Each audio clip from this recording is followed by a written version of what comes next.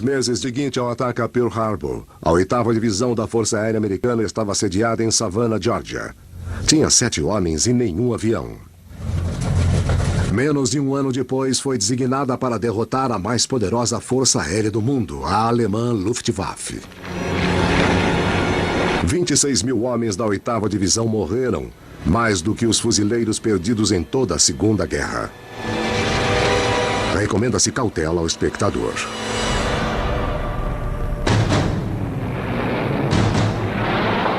Os aviões americanos da 8ª Divisão da Força Aérea bombardearam o aeroporto. Abriram caminho para chegar à Alemanha e abriram caminho para voltar.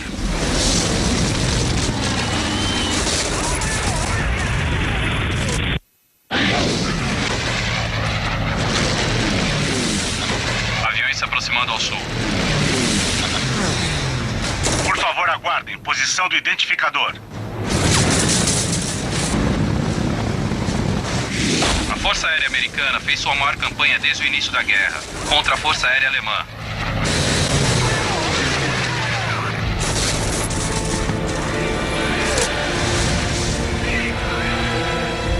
Quatro vidas.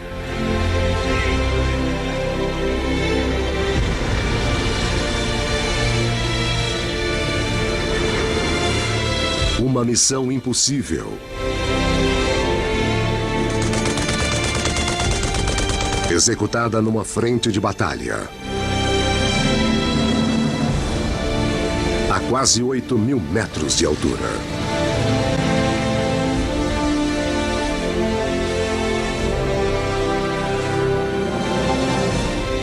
Deus Todo-Poderoso, nossos filhos, orgulhos de nossa nação, neste dia enfrentarão um pesado dever. Precisarão de suas bênçãos. Seu caminho será longo e árduo. Segunda Guerra Mundial.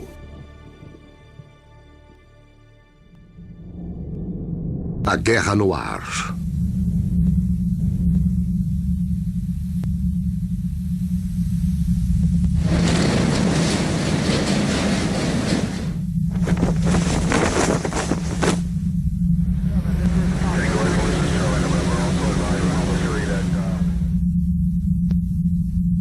(6 de junho de 1944, dia D). Depressa! Apostos! Rápido, rápido!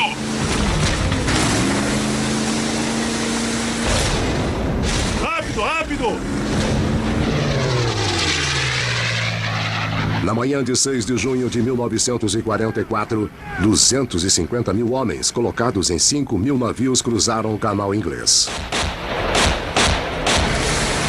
Foi a maior força anfíbia jamais organizada.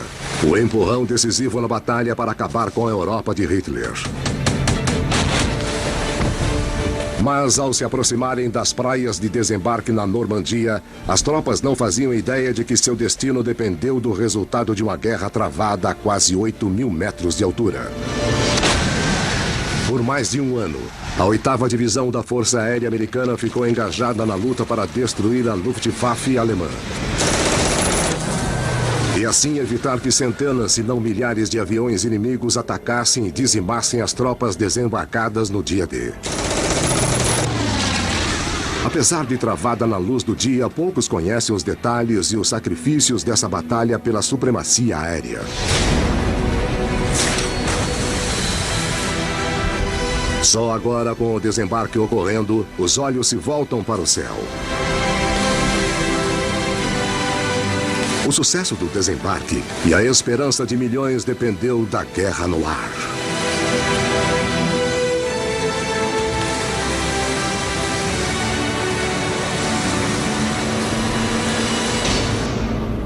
(15 meses antes, 26 de fevereiro de 1943). Sem força, não sei o que houve.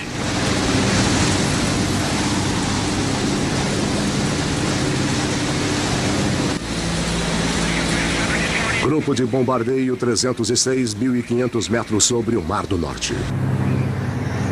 Até agora nunca pensei de verdade sobre minha morte. Ainda estou tentando entender o que aconteceu. Fomos atingidos. Isso eu sei. Andy Rooney, 24 anos, de Albany, Nova York, voltava à Inglaterra a bordo de um B-17 Banshee avariado. Ao cabo de 6 meses de operações, a 8ª Divisão da Força Aérea já havia sofrido terríveis baixas.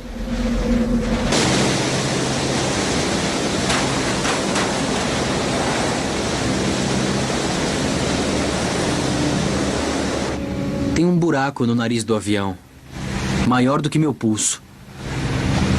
Ao lado, o navegador desmoronou. Acho que estou inconsciente. Não fui treinado para coisas assim.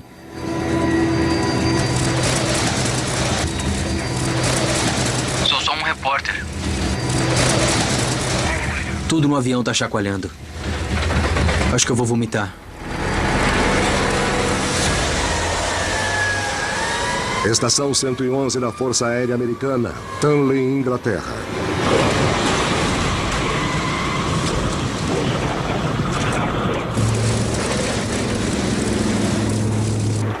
O avião foi atingido. Estou examinando o tamanho do desastre. Quando se veem esses aviões avariados, fica difícil explicar nosso sucesso. Se é que fomos bem-sucedidos. Não quero nem pensar nos homens dentro deles. Meu Deus, espero que o mesmo não aconteça com a gente.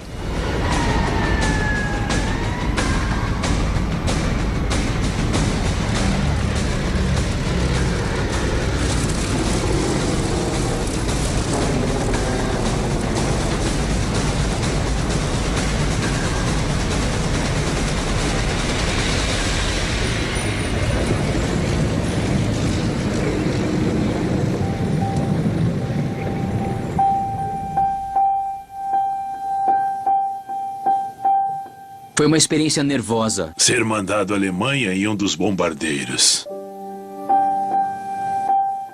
Fiquei nervoso. Tive medo de ser morto.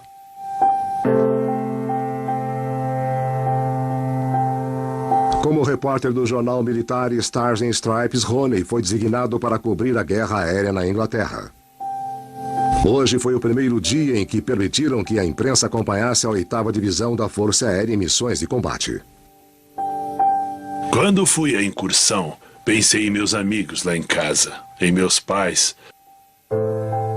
Eu sabia muito bem que era perigoso e não estava gostando.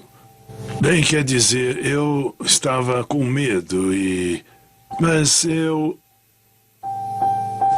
sabia que escreveria histórias pelos mesmos jovens que estavam voando. E se eles voavam, eu tinha que voar. Assim eu me senti.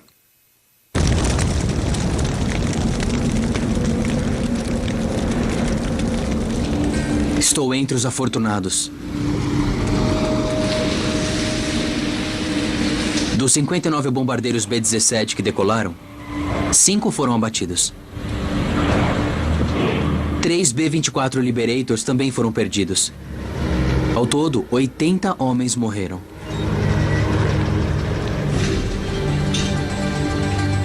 Dentro do hospital, os que tiveram a sorte de sobreviver receberam tratamento para ferimentos terríveis. O cheiro de carne queimada paira no ar. A visão dessas coisas é quase que insuportável.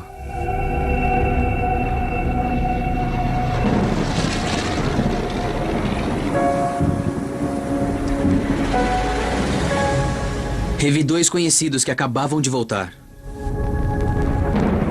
De hábito, após as missões, eles me encontravam e falavam das coisas. Mas desta vez, nenhum dos 2 me disse nada. 2 horas depois, descobri que o atirador da torre superior do avião deles teve o braço arrancado na altura do ombro na missão. Estava perdendo tanto sangue que sabiam que ele jamais aguentaria a viagem de volta. Então embrulharam o homem em um paraquedas e o atiraram do B-17 na esperança de que os alemães o encontrassem e lhe dessem tratamento médico. Mas sabiam muito bem que a chance era mínima.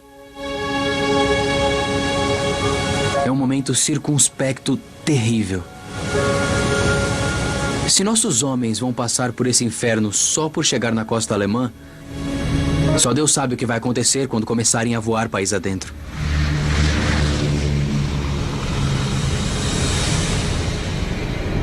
Em fevereiro de 1943, fazia 6 meses que a 8ª Divisão lançava principalmente missões curtas e rápidas. E quase 2/3 de seus homens já estavam mortos ou feridos ou capturados. Mas com quase toda a Europa continental sob controle de Hitler, as forças aéreas aliadas eram a única força capaz de atacar dentro de seu muito defendido território. Para preparar o caminho para o dia D, o comando da 8ª Divisão só tinha uma escolha: encher os tanques dos aviões e continuar a guerra no ar. O único problema era manter os homens vivos tempo suficiente para ter sucesso. Junho de 1943, um ano antes do dia D. 10.000 recrutas chegam à Inglaterra.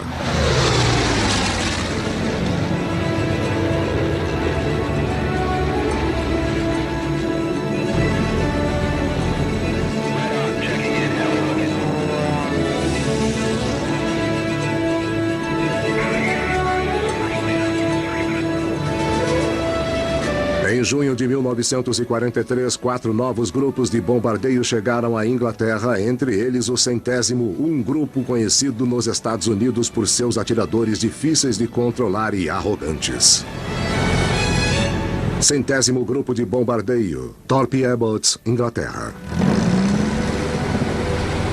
E pensar que o imbecil do comandante nos Estados Unidos disse que éramos um bando de fracassados. Eu queria ver a cara dele agora.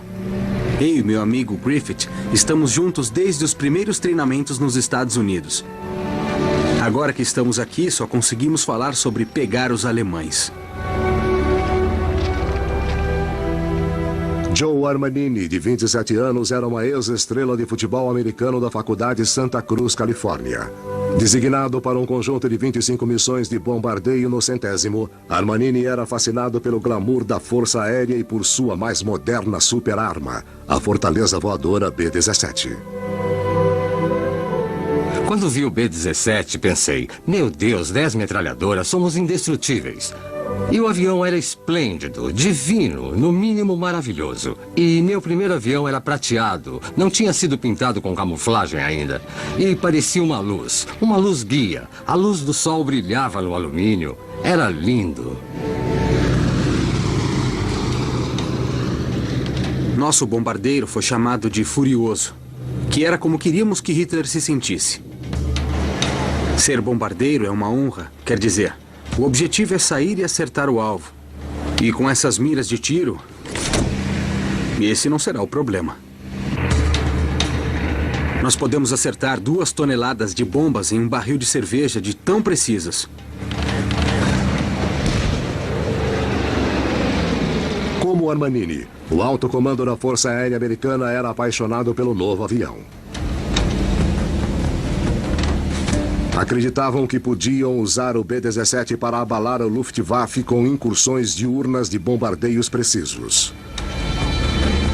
Apesar de os voos diurnos exporem os bombardeios a ataques da Luftwaffe, eles acham que os B-17 não precisam da proteção de caças de longo alcance. Acham que o único motivo de sofrerem pesadas baixas é que o número de bombardeiros era insuficiente para atacar uma força devastadora. Mas com a chegada dos novos grupos, acham que estão com um número suficiente. Julho de 1943, a Força Aérea prepara um ataque em larga escala dentro do território alemão. Parece que o treinamento não tem fim. Todos os dias é igual de novo e de novo. Mas há rumores, no entanto, de que isso vai mudar. E que vamos voar para missões reais. Em menos de uma semana, Joe Armanini e os homens do 100º tomarão parte em uma missão combinada da Força Aliada de 6 dias chamada Semana de Blitz. Mais de 1000 bombardeiros pesados americanos e ingleses vão destruir fábricas de aviões e indústrias de componentes em pleno território alemão, até um ponto onde jamais voaram antes. A 8ª Divisão da Força Aérea Americana vai atacar de dia, enquanto os aviões britânicos bombardearão sob a proteção da noite.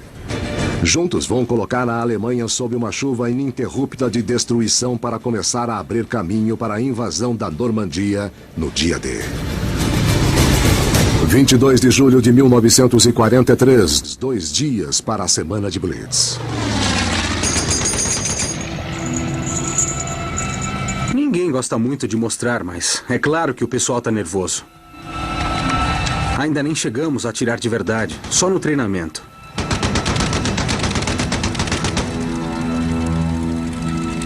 No último exercício prático, todos se perguntavam como seria voar de verdade em território alemão.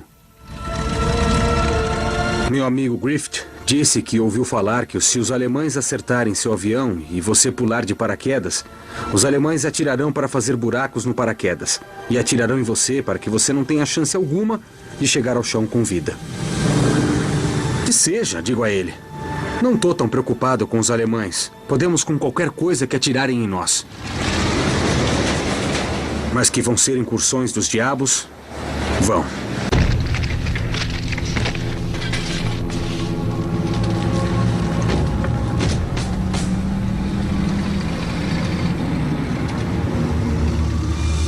Thorpe Abbott, Inglaterra, 25 de julho de 1943.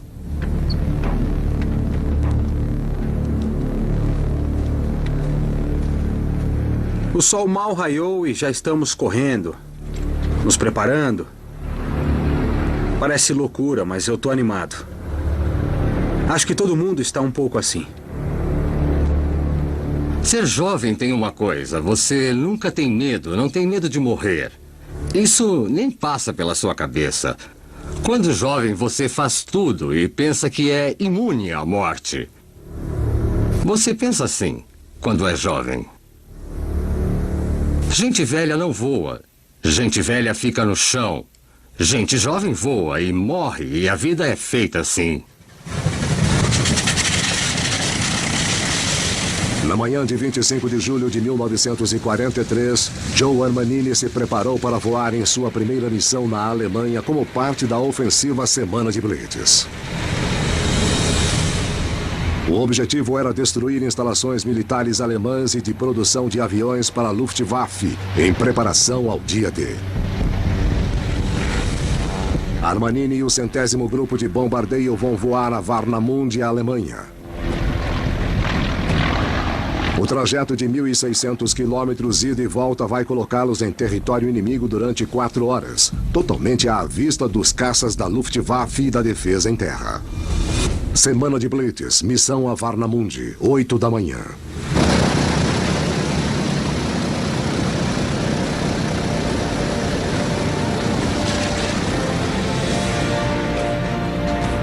Quando íamos embarcar, vi Griffith entrar no avião dele. Desejei boa sorte e ele me disse: "Vejo você no bar."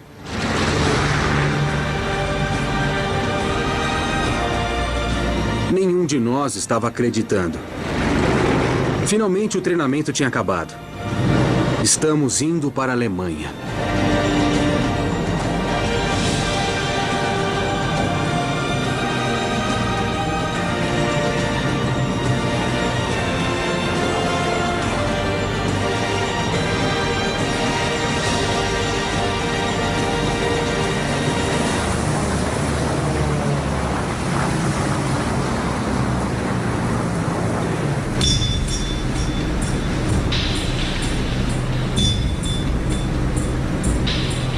Quando Armanini e os outros 263 bombardeiros ainda estavam em formação circular, os pilotos avistaram os primeiros inimigos. A 3.600 metros, o ar já é perigosamente rarefeito e os B-17 não eram pressurizados. Os homens dependiam de máscaras de oxigênio para respirar. Inalar ar rarefeito podia causar danos cerebrais ou até a morte.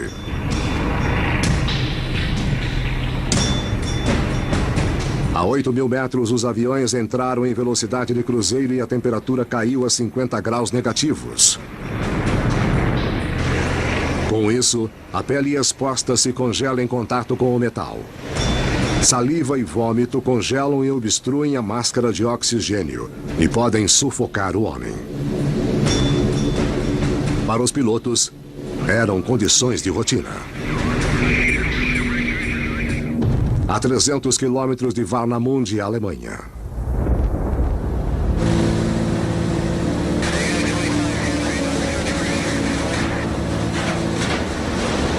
Estamos aqui há horas.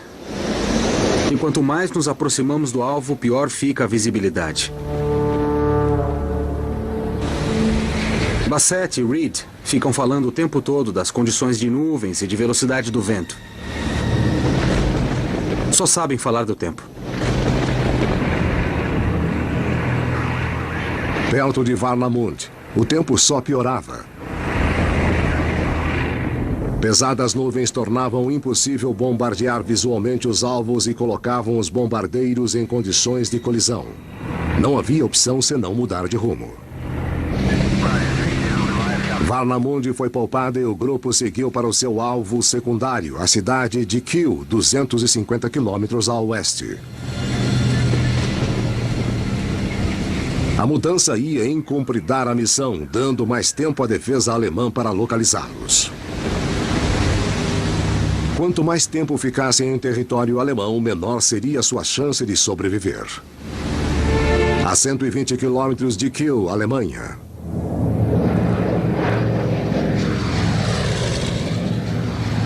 Mas quando os bombardeiros se aproximavam de Kiel, os P-47 Thunderbolt de escolta chegaram ao seu alcance máximo e foram forçados a voltar. Dali em diante, os bombardeiros ficaram sozinhos. É assustador ver os caças indo embora assim. Mas não podemos fazer nada a respeito. Só o que podemos fazer é seguir e completar a missão.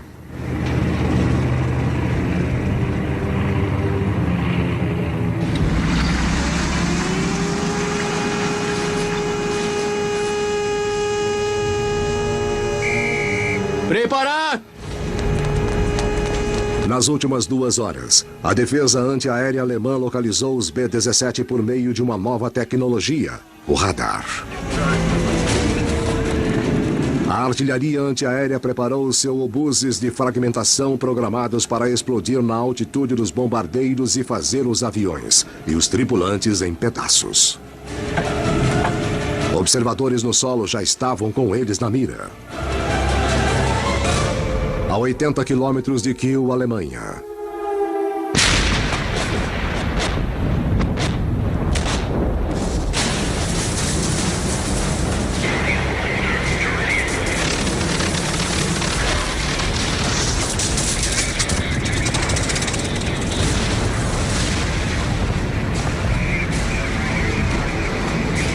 Já na área de defesa antiaérea, os aviões chegaram a um marco pré-determinado chamado ponto inicial.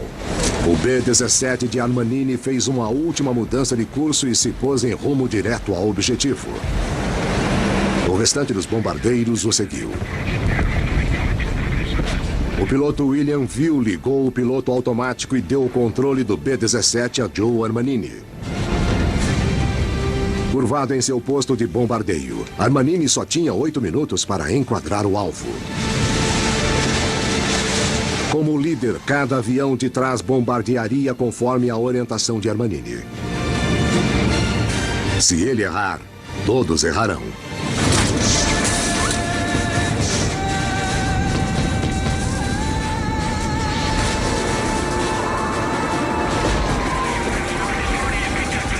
A defesa antiaérea aumentou, mas não podemos nos desviar do curso. Para acertar o alvo, temos que ficar nivelados e aguentar o que os alemães jogarem em nós. Avistamos o inimigo pelos flancos.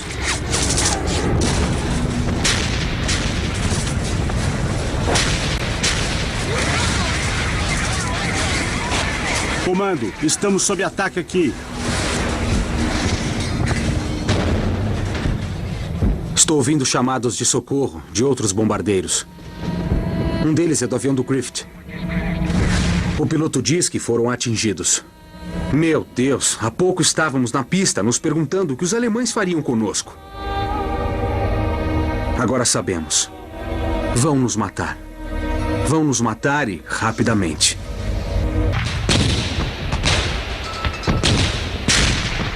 Há uma coisa na guerra. É o fato de que não há futuro, há só o presente e você só pensa nisso o tempo todo, em sobreviver. Depressa! Apostos! Rápido, rápido! Você nem sabe quando a guerra vai terminar. Só espera que acabe. Depressa.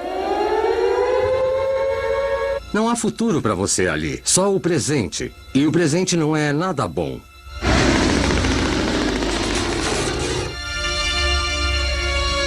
Você espera sobreviver mais um dia. Mais uma missão. Sobre Kiel, Alemanha, 25 de julho de 1943. 8.000 metros acima de Kiel, Alemanha, Joe Armanini estava curvado sobre seu posto de bombardeiro no nariz do seu P-17.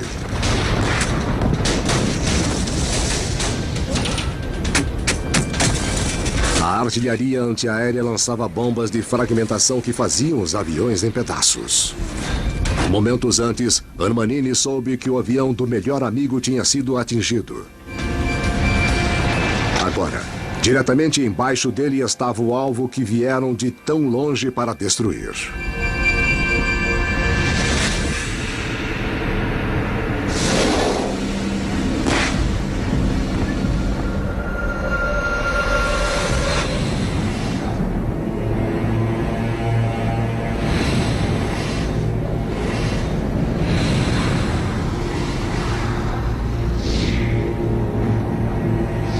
As bombas chovem, mas ninguém diz uma palavra.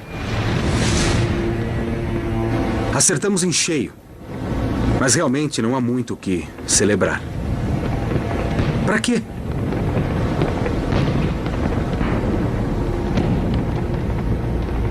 À nossa volta, os aviões estão despedaçados. É uma visão patética. Temos de dar o fora daqui já. Armanini e os B-17 saíram da área de defesa e rumaram para uma área de encontro com um grupo de P-47 Thunderbolts. Até chegarem aos seus protetores, os bombardeiros danificados ficaram à mercê da Luftwaffe. Como tubarões cercando uma presa ferida, é o momento que prefere para atacar. Quarto grupo de aviões de combate sobre Emmerich, Alemanha. Siga para 024. Daremos um alerta. Escoltar bombardeiros em espaço aéreo inimigo é uma coisa. Chegar a um ponto de encontro na rota de volta deles é outra. Quantos voltarão ilesos dessa missão? Quantos serão atingidos? Haverá feridos a bordo? A Luftwaffe vai perseguir a todos? Nunca se sabe o que esperar. Apelidado de Grego por seus amigos pilotos, o segundo-tenente Steve Paisanos, de 23 anos, estava nos controles de seu P-47 Thunderbolt. Piloto do quarto grupo de aviões de combate, suas ordens são encontrar-se com os bombardeiros avariados e escoltá-los à Inglaterra. Quando nos aproximamos dos bombardeiros que voltavam, os alemães continuaram atacando. Eu vi quando o motor de um B-17 começou a soltar fumaça e logo depois a tripulação começou a pular de paraquedas. De repente, o ME-109 mergulhou de cima de nós e foi atrás de um dos homens de paraquedas. E nós tivemos de testemunhar a morte daquele homem, descendo de paraquedas. Aí alguém na nossa formação gritou: "Peguem o desgraçado!"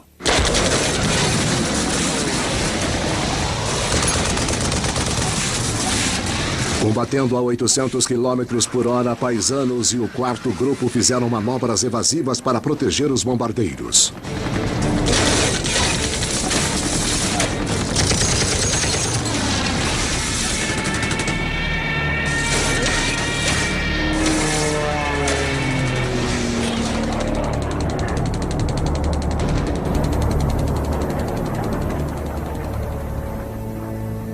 Ainda me lembro como são os combates aéreos. Lembro do barulho dos motores e de quando vi aviões em chamas caindo, as pessoas pulando do avião com paraquedas. Até hoje, eu volto, sabe, e me lembro da situação. É uma grande confusão com o céu cheio de aviões. As pessoas tentando se defender e você vê o que está acontecendo. Sabe, seu coração bate muito forte. Você vê balas passando e trata de escapar para não ser ferido. É uma condição realmente que nunca esqueci.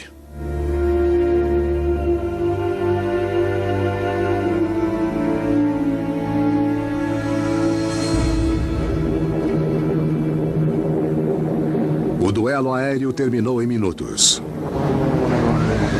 Paisanos e o quarto grupo destruíram 9 aviões inimigos antes de forçar a Luftwaffe a recuar. Com o céu livre, escoltaram os desgastados bombardeiros de volta à Inglaterra, onde o grupo se dividiu e voltou às bases separadas.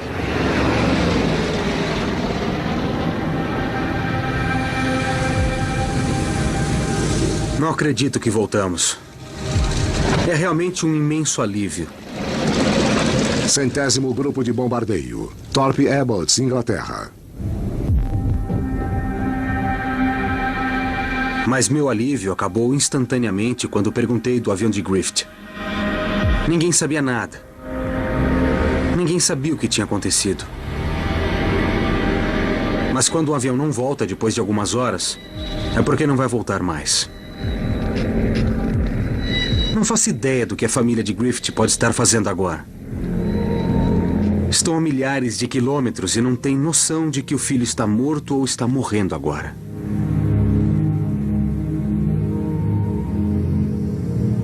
O que farão os parentes quando o telegrama chegar dizendo que ele está desaparecido?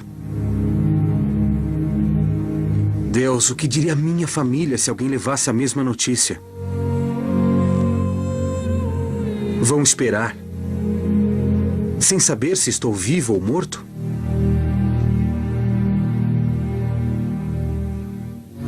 Acho que vão preferir que lhes contem que o filho morreu e pronto.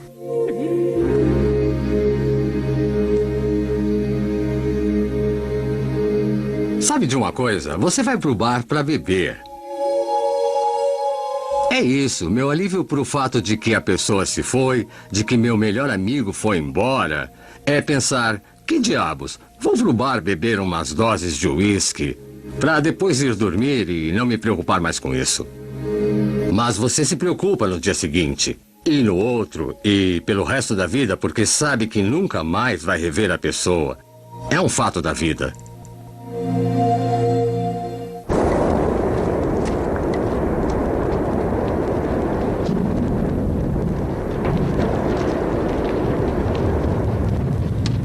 Londres está preparada para a guerra.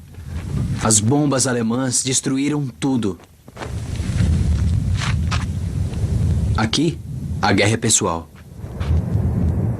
Londres, Inglaterra, julho de 1943. Temos um oficial... No prédio do London Times. Estive na parte da cidade conhecida como City, no fim da rua Fleet, onde só vi devastação por toda parte. Não havia lugar que não tivesse sido atingido e foi perturbador. É só dar uma olhada nos homens e mulheres nas ruas. Mães e esposas que perderam seus entes queridos, cujas famílias e casas foram destruídas, para entendermos por que odeiam Hitler com tanta força. A atitude aqui é de que os alemães começaram a guerra. E nada do que acontecer a eles será castigo suficiente. Esquadrão 156 da Real Força Aérea, Huntingdonshire, Inglaterra, 27 de julho de 1943. Em 27 de julho de 1943, forças inglesas e americanas entraram no terceiro dia da Operação Conjunta Semana de Blitz.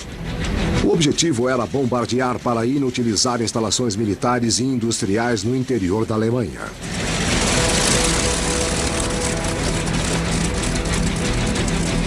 Mas esta noite, quando 700 bombardeiros da Real Força Aérea decolaram de bases inglesas, sua missão irá além de destruir objetivos militares.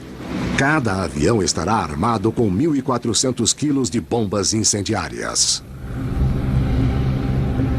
E seu alvo principal será o povo alemão. Hamburgo, Alemanha. 12 horas depois.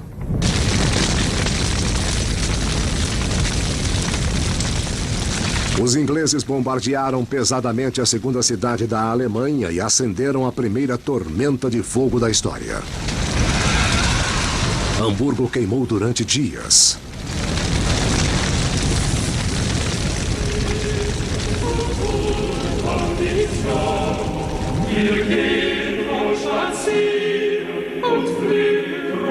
Quando pelotões de socorro puderam entrar na cidade, em 2 de agosto, encontraram ruas e abrigos coalhados de corpos carbonizados.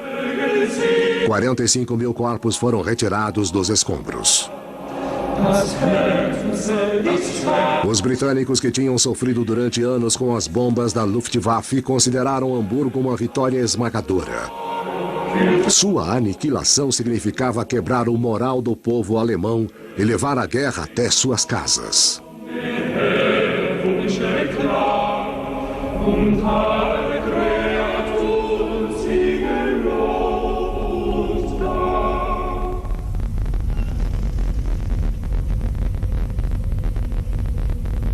No começo da guerra, você é inocente, você é estúpido.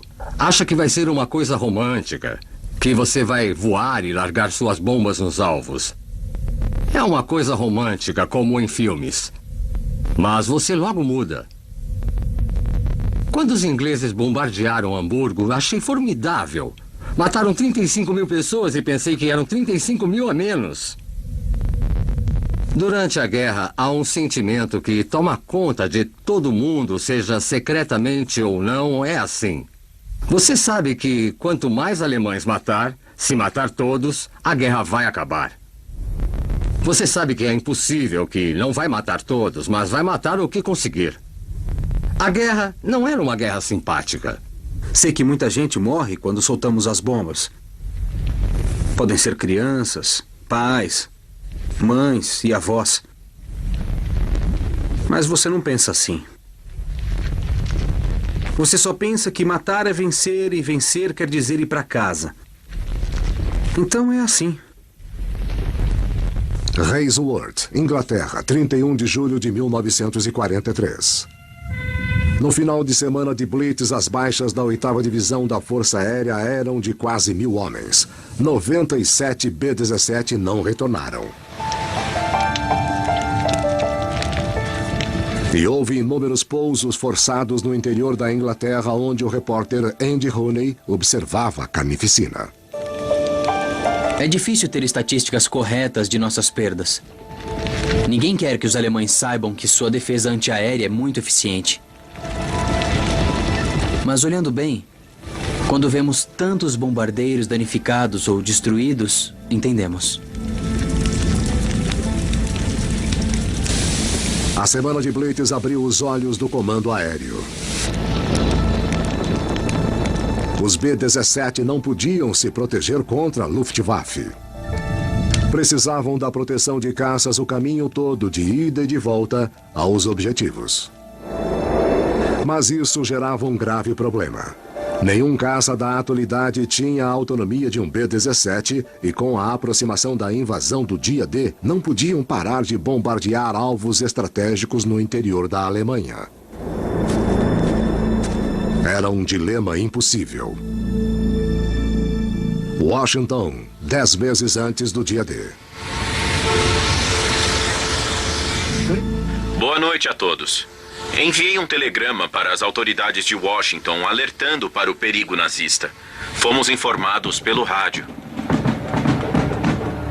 Quando a notícia da semana de Blitz chegou à Casa Branca, os líderes americanos ficaram chocados com as grandes perdas. Relatórios da inteligência também indicaram que os alemães já estavam se reconstruindo em ritmo alarmante.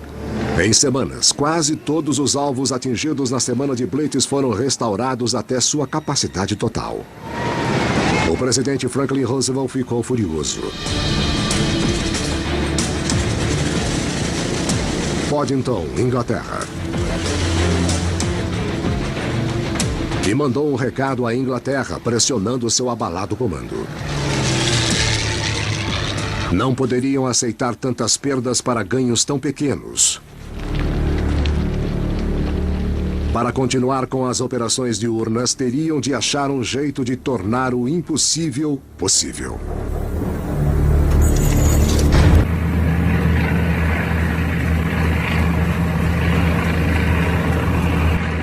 Mayday, sofremos uma avaria, estão ouvindo? Repito, sofremos uma avaria, estão ouvindo? Fale, NP1. Aqui é a torre de Abbott. Estamos sem combustível. O trem de pouso foi danificado, mas vamos tentar. Siga para 024. Teremos um alerta. Algum ferido a bordo? É a torre, repito. É a torre, repito. Algum ferido a bordo? Atirador ferido na torre. Torre avariada. Não conseguimos tirá-lo. Eco 1, outros feridos? Negativo. É o homem preso na torre. Estamos tentando retomar os controles do avião. Repito, Eco 1, siga para a rota indicada ao sul. Rota 024 Sul. Comando, estamos sob ataque aqui.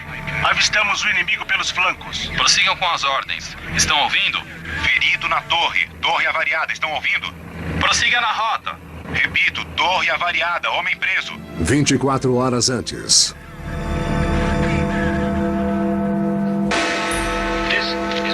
Londres, Inglaterra.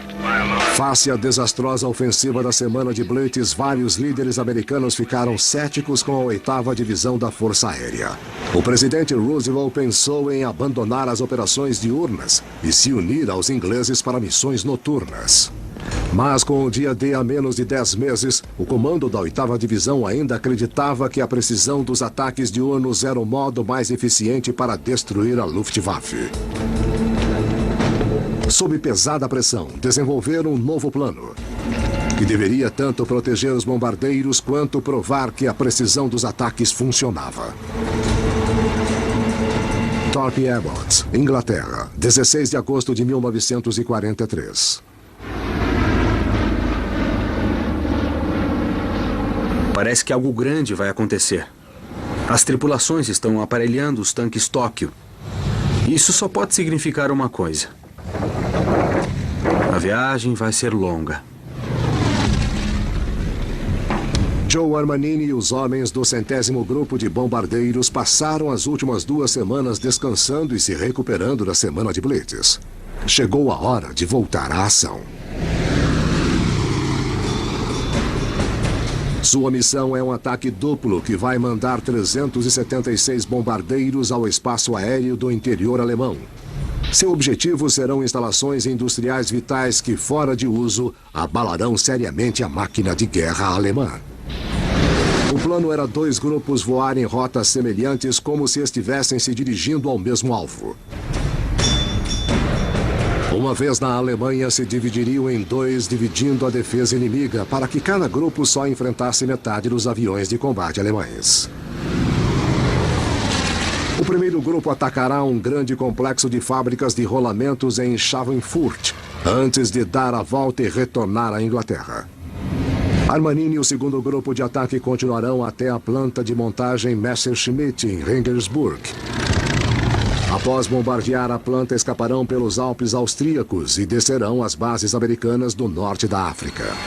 Missão Regensburg, Schweinfurt, 17 de agosto de 1943, 5h30 da manhã.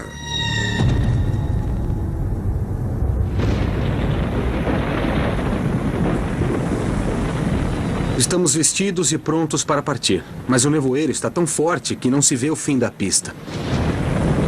Não há como decolar nesse tempo.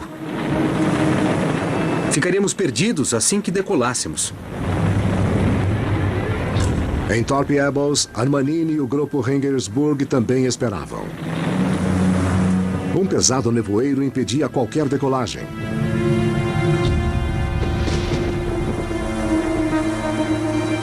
A 140 quilômetros dali, em Polbrook, as condições eram as mesmas do outro grupo.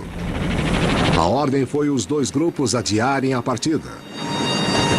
Thorpe Abbott, Inglaterra. Nada é pior do que esperar. Ficar ali, sem nada a fazer, exceto pensar e se preocupar com o que pode acontecer. Eu preferiria que acabasse logo. 6h30 da manhã. Preparem-se todos. Espero que tenham decidido decolar ou voltar aos alojamentos. Eu já queria um bom gole de uísque.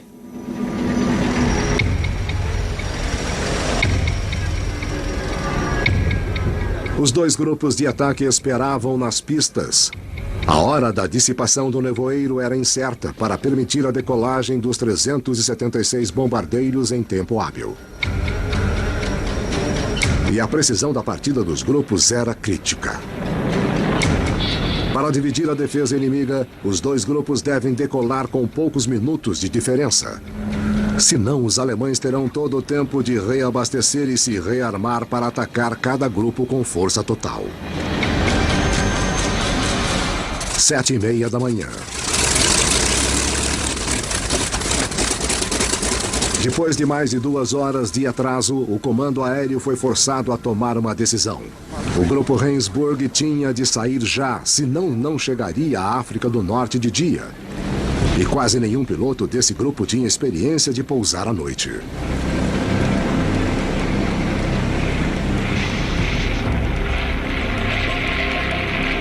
Armanini e o grupo Rendsburg decolaram no céu pesadamente encoberto com rota para a Alemanha.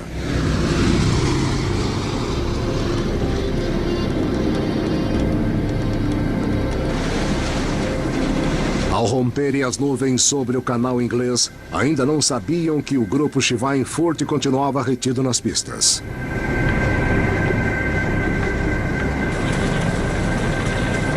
Serão necessárias mais 3h30 antes desse grupo levantar voo. Na hora da decolagem, a dupla incursão já estava condenada. A precisão já avaliada como crítica ficou mais comprometida.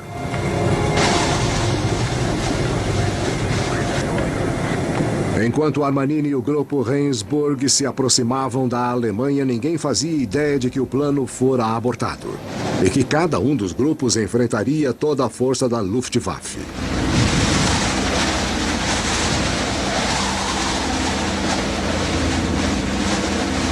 Sobre Rendsburg, a Alemanha, 11h30 da manhã.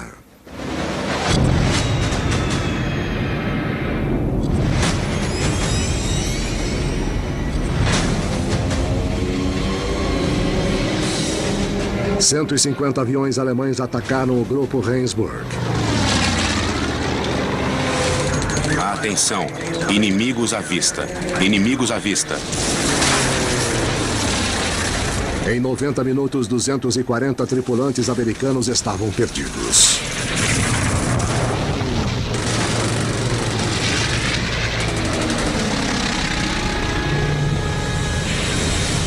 Sobre Schweinfurt, Alemanha, 2h30 da tarde. Não entendido. Câmbio. 300 caças alemães reabastecidos e rearmados emboscaram os bombardeiros.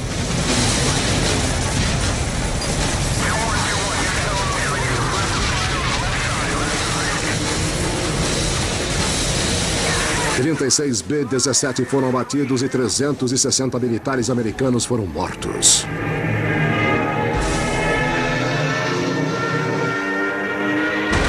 Holbrook, Inglaterra, 6h30 da tarde.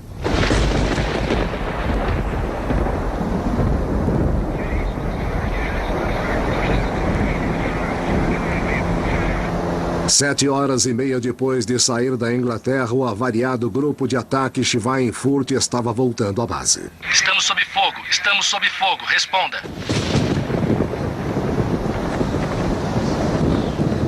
Entre os que esperavam ansiosamente sua volta estava o repórter da Stars and Stripes, Andy Rooney.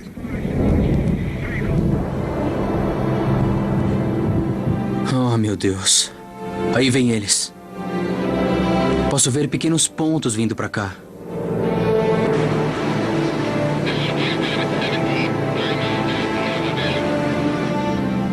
Eu não consigo nem imaginar pelo que passaram. Alfa 1 para a torre, avarias na asa direita. Estamos prosseguindo. Entendido, Alfa 1. Danos na asa direita. Segundo motor parou. Motor número 4 em pane. Repito, o motor número 4 parou. Pista 23 à sua frente. Prossiga. Tudo acionado. Boa aproximação. Chamados frenéticos chegavam do piloto de um dos B-17. Seu atirador da torre esférica ficou preso na bolha de plástico colocada na barriga do bombardeiro. O sistema que gira a bola para que ele possa subir para dentro da aeronave foi atingido e quebrou. E ele ficou preso na gaiola de plástico. 2 motores estavam danificados. Eram 1.400 quilos de peso morto pendurados nas asas, que faziam o avião perder ainda mais altura. Os tanques de combustível estavam vazios e os sistemas elétrico e hidráulico levaram rajadas de tiros. Sem sistema elétrico, o trem de aterrissagem não descia. Se conseguirem chegar à base, terão de descer de barriga. Não conseguimos. Não dá para abrir. Está quebrado. O atirador da torre sabia muito bem que com um avião sem rodas, tocaria o chão com a barriga do avião primeiro. E que seria esmagado entre o concreto da pista e a barriga do avião. E não tinha nada que ninguém pudesse fazer.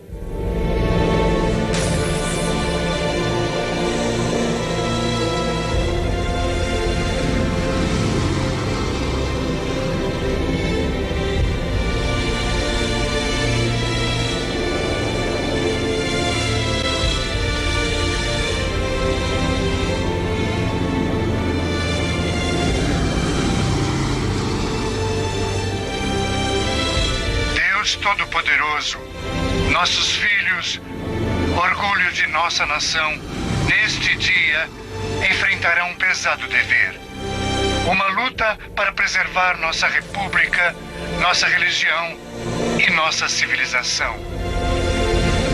E para libertar a humanidade em sofrimento. E para libertar a humanidade em sofrimento. Dê força a seus braços, valentia a seus corações, firmeza em sua fé. Precisarão de suas bênçãos. Seu caminho será longo e árduo.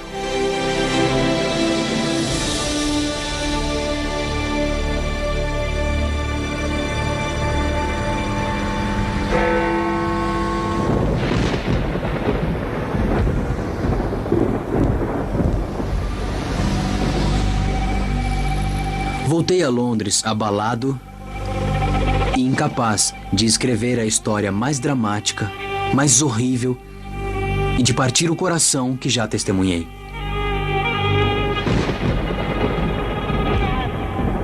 Que repórter!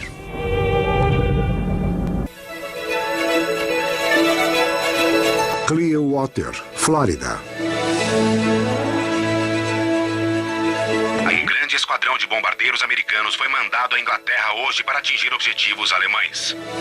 Uma grande força de bombardeiros americanos foi enviada à Europa para preparar a invasão. Os aviões americanos mandados à Europa terão grande importância. O Exército Vermelho capturou 7 instalações esta manhã e aviões americanos bombardearam bases de jatos. Outro espetacular desempenho da grande garota Judy Garland. Base aérea Mitchell, Milwaukee, Wisconsin, agosto de 1943. Pelo que dizem os noticiários, a guerra pode acabar antes de eu entrar nela. Segundo o artigo, eu vi Regensburg destruída. A 8ª divisão da Força Aérea, baseada na Inglaterra, acabou com 30% da produção de caças alemães ao atacar a cidade. Nossa, isso é muita coisa. Parece que treinamos para nada. Apesar de que, no momento, só o que estamos fazendo é matar tempo.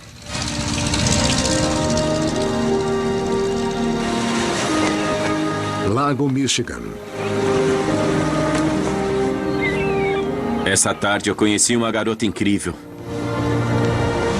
Ela se chama Dorothy e é uma garota muito bonita. Só precisei vê-la 2 vezes para ficar completamente apaixonado por ela. John Gibbons, 23 anos, de St. Mary's, Kansas. Estava sediado na base aérea Mitchell, em Milwaukee, esperando a entrega de um transportador Douglas C-54 novo em folha. Suas ordens eram voar para a China para levar suprimentos às tropas americanas. Até agora, seu único contato com a guerra foi pelos jornais e noticiários. Os jornais eram francamente favoráveis ao que estava acontecendo. A pessoa que escreveu o artigo sobre a missão, a Regensburg, disse que foi um sucesso. E as pessoas ficaram confiantes. Ninguém sabia. Ninguém sabia. A Força Aérea Alemã em seus centros de produção, em seus aeroportos e no ar. Nós, a RAF e a Força Aérea Americana, vamos vigiar o espaço aéreo alemão e as fronteiras 24 horas por dia. Vamos mandar tantos aviões que os atiradores alemães vão bater a cabeça na parede. Eu não queria ser piloto alemão neste momento. A maior batalha aérea custou 307 aviões. Mas que mentira deslavada, não é verdade? Perdemos 72 bombardeiros B-17 na missão a Regensburg e dizemos que abatemos 307 aviões alemães. Mas não é verdade. Não é possível. Um B-17 metralhar um avião de combate é a coisa mais difícil. Eles passam a 700 ou 800 quilômetros por hora e você tem de atirar nesse alvo em movimento. É quase impossível acertar. É muita sorte acertar um. Algumas das afirmações que foram feitas são ridículas. Sei que foram feitas para o público, foram feitas para isso. E sei que faz parte do charme da coisa. Eles mentem muito bem. Falando de coisas formidáveis, mas que não são verdade.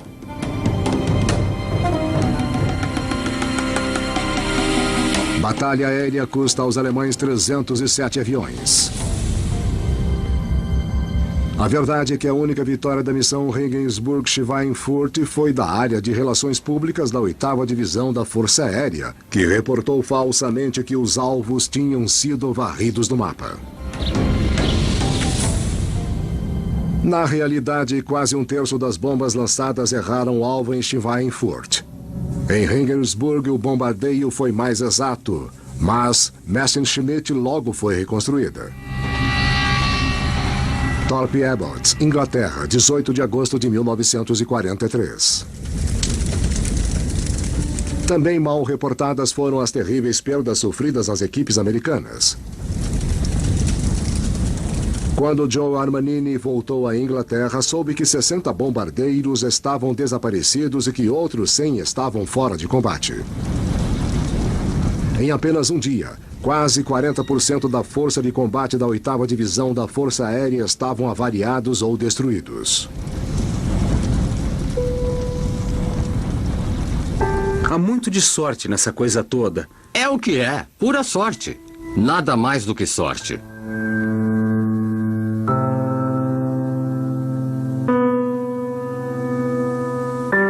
A guerra se tornou um horror total para todos nós, porque só podíamos pensar em tragédias, só ouvíamos falar disso, pessoas morrendo e assim... fiquei farto. 11ª Ala de Bombardeiros da Força Aérea Alemã, Neumünster, Alemanha.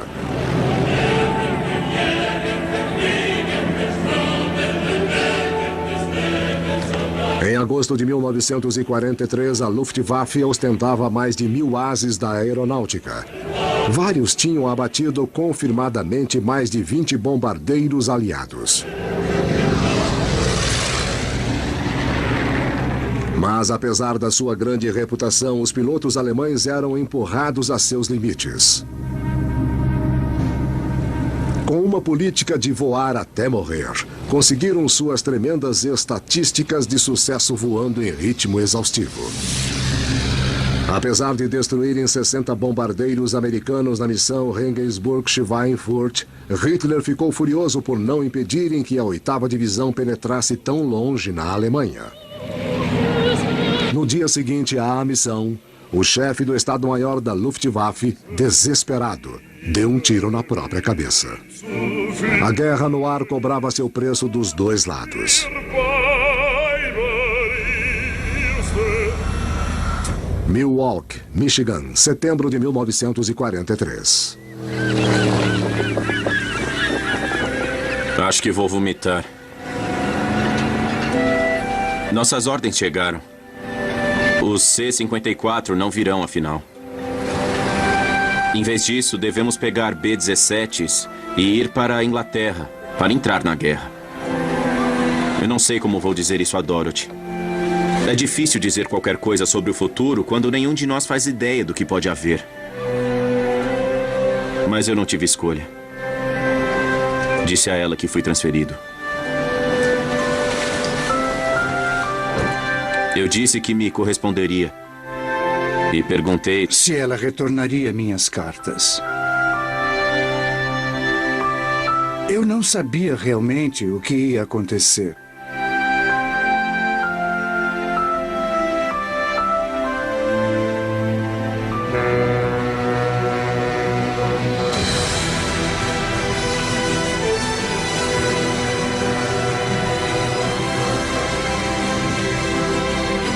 Por toda parte vejo americanos. Parece até que a Inglaterra foi invadida. Bristol, Inglaterra, novembro de 1943, 7 meses antes do dia D. Não era preciso ser espião alemão para ver que uma invasão aconteceria.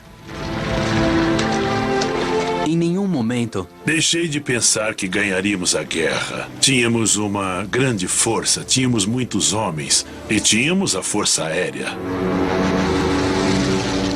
Eu nunca tive a sensação de que não ganharíamos a guerra. Tive a sensação de que podia ser morto nela, mas nunca pensei que a perderíamos. Em novembro de 1943, homens, munições e equipamentos fluíam para a Inglaterra em ritmo acelerado. A invasão da Normandia estava há menos de 7 meses e as preparações já estavam em andamento.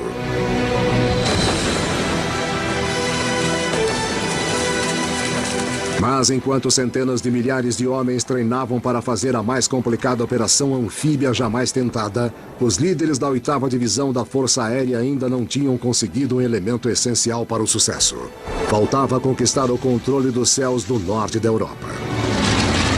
Sem isso, o destino de toda a operação do dia D estará ameaçado.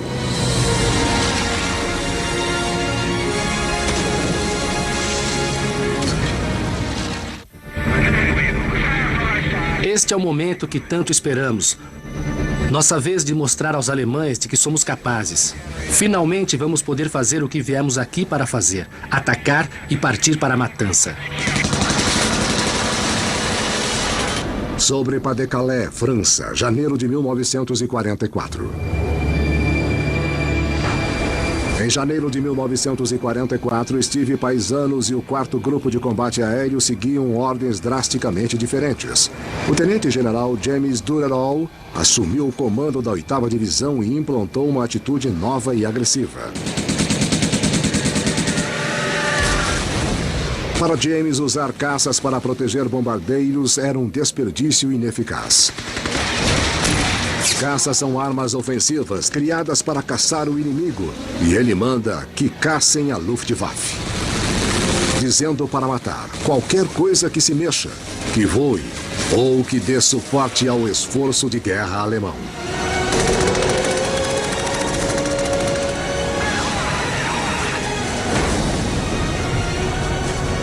No mesmo mês, Paisanos e o 4º Grupo receberam aviões novos, os P-51 Mustang, equipados com poderosos motores Rolls-Royce e com 2 tanques adicionais de 280 litros de combustível. Era o avião de longo alcance sonhado pelos bombardeiros. Sob as novas ordens de James, o novo Mustang logo mostrou seu valor em combate. Em poucas semanas, os P-51 Mustangs triplicaram a taxa de abate de aviões da Luftwaffe.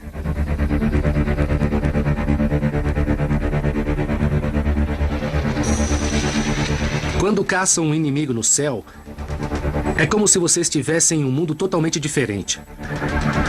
Seu oponente manobra com violência e tenta desesperadamente tirar você de trás dele.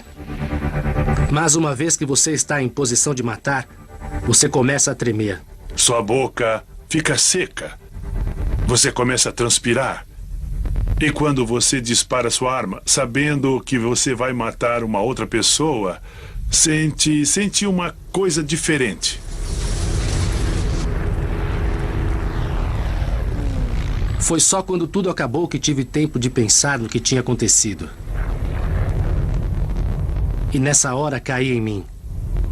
Acabei de matar outro ser humano. 26º Esquadrão de Bombardeio Força Aérea Alemã, base de Drucá, Abbeville, França.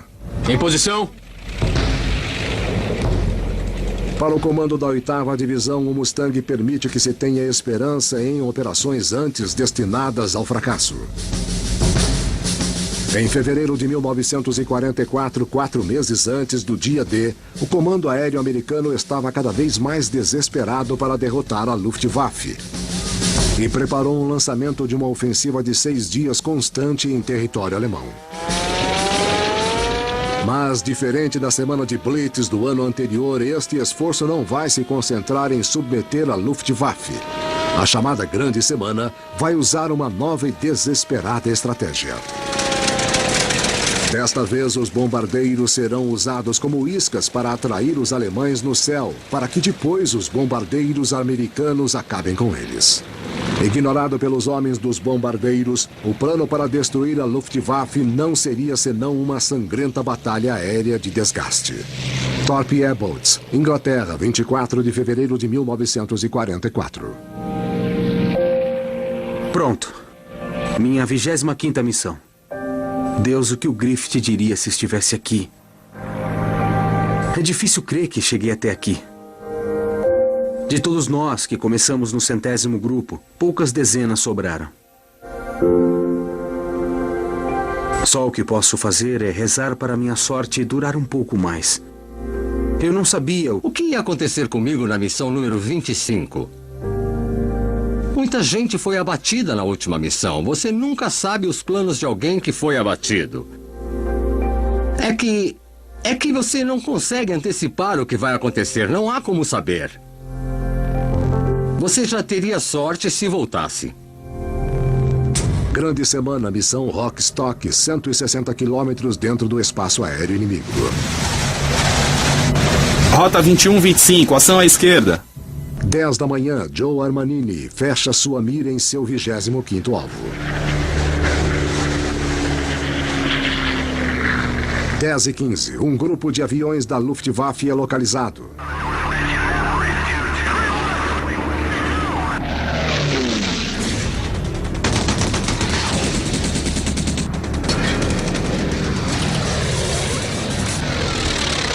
Dez e meia, os aviões americanos rompem a formação para interceptar os alemães. E os bombardeiros ficam expostos e vulneráveis. Sem ter consciência disso, sua missão básica não é acertar os alvos, mas atrair a Luftwaffe. E a missão dos caças não é proteger os bombardeiros, mas abater os alemães. Nessa desesperada batalha de desgaste, o comando americano sabe que as baixas não podem mais ser levadas em conta. Pagarão qualquer preço para vencer.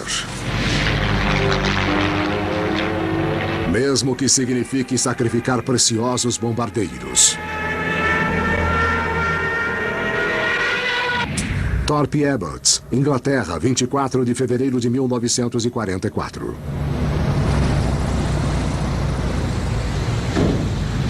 Não sei o que dizer. Consegui. Ainda estou vivo.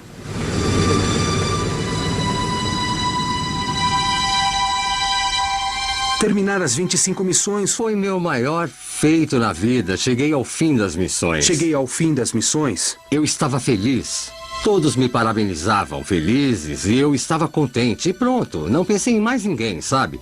Nessa hora você fica egoísta. É uma coisa muito pessoal. Assim, eu estava vivo, eu ia voltar para casa, eu ia ver meu pai, minha mãe. Você pensa egoisticamente em você. Chega de preocupações. Errar um alvo não é motivo para se preocupar com isso. É um total alívio de toda a ansiedade que viveu antes. 75% das equipes da 8ª Divisão não completaram suas 25 missões. No último dia de Joe Armanini, mais de 400 homens desapareceram. Estou muito feliz. Estou eufórico. Mas, ao mesmo tempo, estou meio entorpecido. Quando vejo o que sobrou do 100º, fico com muita pena. Como isso tudo pôde acontecer? E só Deus sabe que a guerra ainda não está perto de acabar. A grande semana terminou em 25 de fevereiro de 1944. Mais de 2.000 aviadores americanos desapareceram em 6 dias. Apesar das tremendas perdas, os aviões de combate americanos e seus atiradores destruíram mais de 1/3 da força de ataque da Luftwaffe, o que fez o comando da 8ª Divisão considerar a grande semana um sucesso. Finalmente sentiram que tinham encontrado um método eficiente para destruir a Luftwaffe. A batalha mais selvagem ainda estava por vir. 44, há 3 meses para o dia D.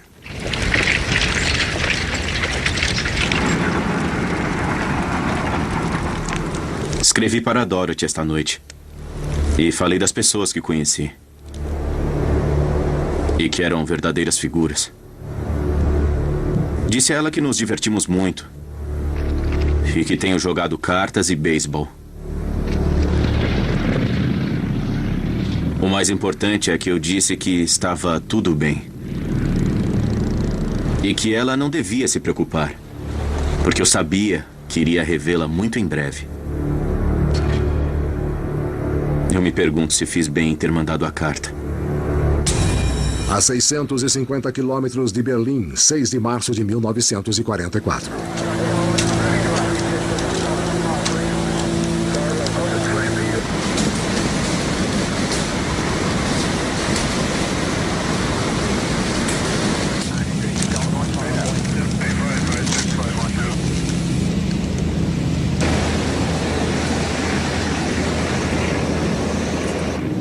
Minhas mãos estão tremendo e tento ficar em formação. É demais. Berlim. Até os mais experimentados pareciam estarrecidos quando o comando disse que estávamos indo para lá. Qualquer um que vá para a luta... Se disser que não está com medo, não pode estar sendo sincero. Eu sabia que iria entrar em combate e... esperava estar apto a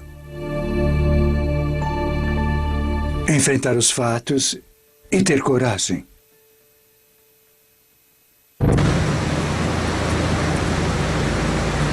O segundo-tenente John Gibbons foi designado como substituto de um piloto de B-17 no 100º Grupo de Bombardeio. Poucas semanas após chegar à Inglaterra, ele já estava liderando sua equipe em batalha como parte de uma coluna de 25 quilômetros com quase 700 bombardeiros e caças. O dia D já estava há menos de 3 meses e o alto comando americano estava desesperado para atrair e destruir o máximo de aviões alemães. Para isso, estavam atacando uma posição que Hitler defenderia com unhas e dentes, a capital alemã, Berlim.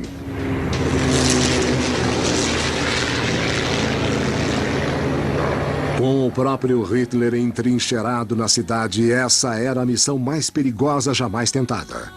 Quase 750 baterias antiaéreas estavam postadas em volta de Berlim e mais de 70% dos aviões de combate da Luftwaffe estavam estacionados à distância de combate. A rota dos bombardeiros foi intencionalmente traçada para criar um campo de batalha de 600 quilômetros de comprimento, ao longo do qual esperavam atrair e destruir tantos aviões alemães quanto possível. A 320 quilômetros de Berlim.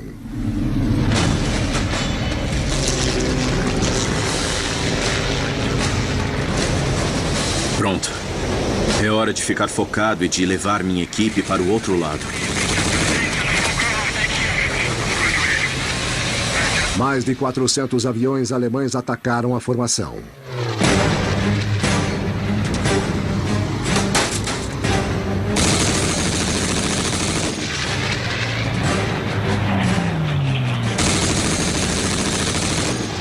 Em 30 minutos, 20 bombardeiros americanos estavam em chamas.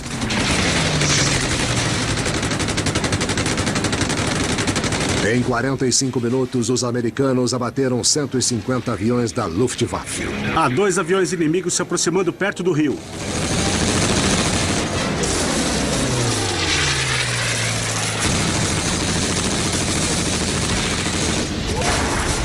A 80 quilômetros de Berlim, os bombardeiros alcançam o ponto inicial e vão diretamente para seus objetivos. Enquanto se aproximavam de Berlim, mais de 10 mil atiradores da Luftwaffe se prepararam para desencadear a maior defesa antiaérea que os americanos já tinham visto. Os caças não podiam se aventurar nessa área. Mas Gibbons e os bombardeiros não tinham escolha. Para acertar seus objetivos, deviam ir diretamente para Berlim. Já sentimos o cheiro da pólvora da defesa antiaérea nas máscaras. Deus, meu estômago está começando a doer. Estamos em Berlim, meu Deus do céu. Vão atirar com tudo que tiverem. Haja o que houver, vamos atacar a cidade de Hitler e vamos deixar cair nossas bombas na cabeça dos nazistas.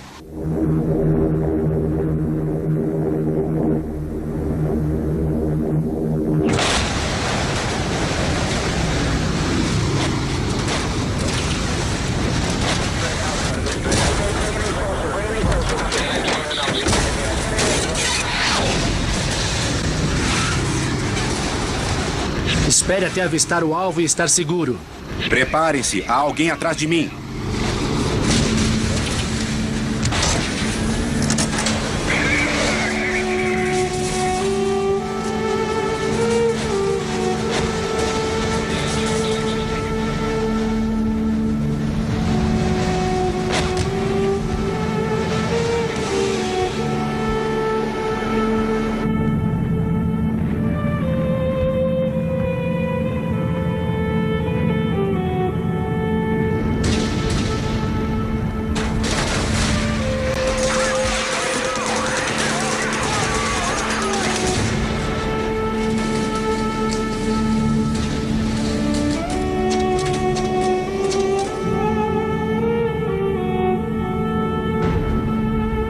Como se o mundo inteiro estivesse em chamas.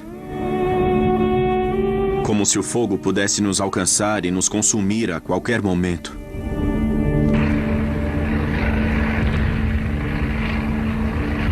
Não há nada a fazer a não ser ficar firme e rezar para escapar. Rezar para que eu reveja minha família. Rezar para ainda estar vivo quando Dorothy receber a carta.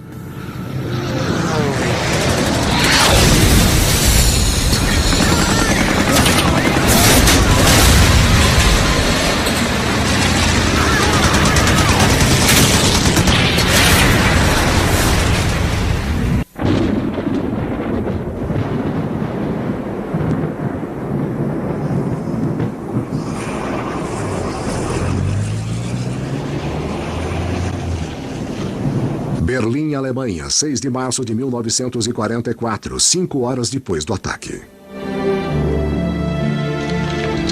A Força Aérea Americana acaba de completar a maior incursão aérea diurna da guerra. Um boletim acaba de chegar a 1 hora. 69 bombardeiros americanos foram perdidos, 179 aviões de guerra alemães foram destruídos. Tudo depende de como os alemães bombardearam a cidade mais 2 vezes. Foi o começo do fim da Luftwaffe. Fomos descritos como sendo uma nação de fracos, de playboys, que contrataram soldados ingleses, ou soldados russos, ou soldados chineses para lutar por nós. Que repitam isso agora!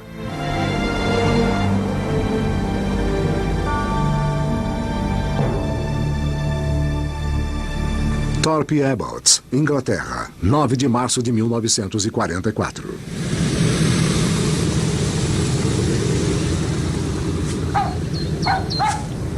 Os alojamentos estão vazios. Muitos homens simplesmente se foram. Mal tive tempo de saber seus nomes. Para John Gibbons e os homens do 100º, o ataque a Berlim foi o mais custoso em vidas da história do grupo. Mas também marcou o início do fim da batalha para derrotar a Luftwaffe. Quando olho para o rosto do pessoal, só vejo tristeza. Mas também há uma espécie de determinação amarga. O que vivemos nos mudou. Sei que consigo liderar minha tripulação e enfrentar qualquer coisa nos céus. Agora sou parte do Blood 100.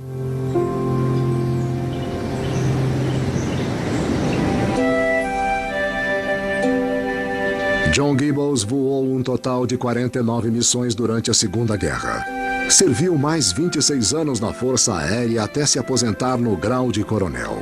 Depois de voltar para casa, casou-se com a namorada Dorothy. Eles têm 4 filhos.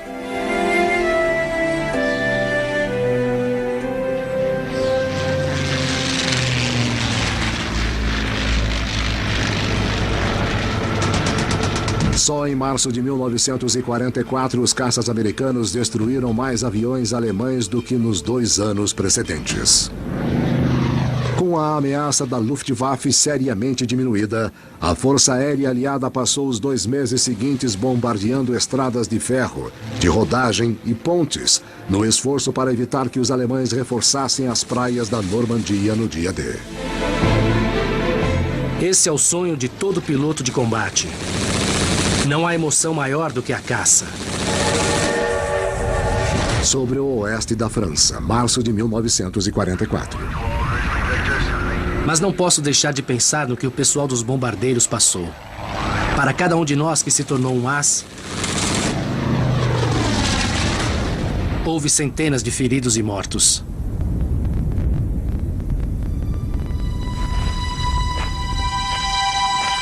A guerra não é para ganhar glória ou se tornar grande atirador. Quando penso na guerra, penso nos infelizes que nunca voltarão para casa. Esses, para mim, são os verdadeiros heróis. Meus amigos que deram a vida, desses nunca me esquecerei.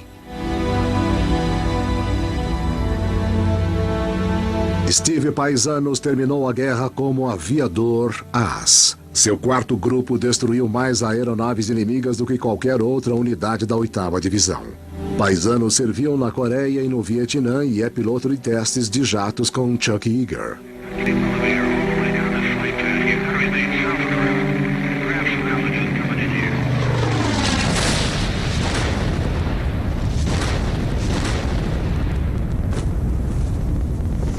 6 de junho de 1944, dia D.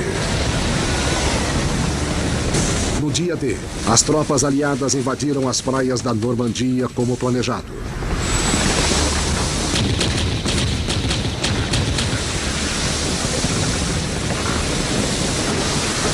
A resistência da Luftwaffe foi mínima. Já não tinham mais homens nem máquinas para combater com eficiência a força de invasão. Praia de Utah, 6 de junho de 1944. Saber que soldados americanos vão morrer é de cortar o coração. Mas também não posso deixar de pensar no que teria acontecido se nossos pilotos não tivessem se sacrificado como fizeram. Quantos mortos mais haveria? Nos meses que antecederam o dia D, as Forças Armadas Americanas na Europa sofreram 18.400 baixas. Mas na luta contra a Luftwaffe, conseguiram o impossível.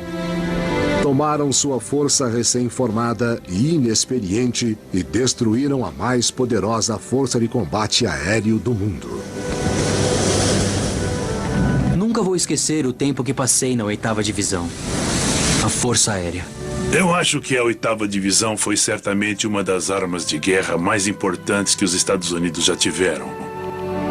Os alemães tinham de ser derrotados e acho que fizemos parte da derrota que infligimos a eles. Eu fico feliz por ter sido do exército que os derrotou. Andy Rooney foi um dos primeiros repórteres a acompanhar a 8ª Divisão em batalha. Depois do dia D, continuou a reportar os frontes das forças aliadas por toda a Europa. Ele acredita a Stars and Stripes o lançamento de sua carreira de jornalista. Depois, quando ouvi falar em dia D, não pude evitar me sentir orgulhoso. Ajudamos aquilo a acontecer. Travamos nossa guerra antes de todos os outros. E nos orgulhamos disso.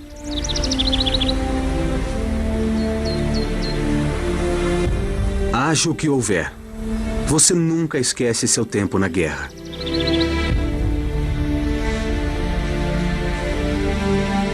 Há uma camaradagem, uma amizade que você nunca esquece.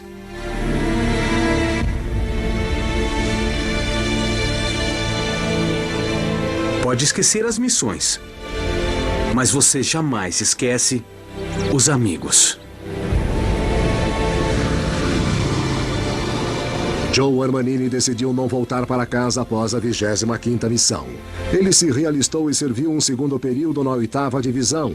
Hoje vive na Califórnia e raramente fala de seus serviços na Segunda Guerra.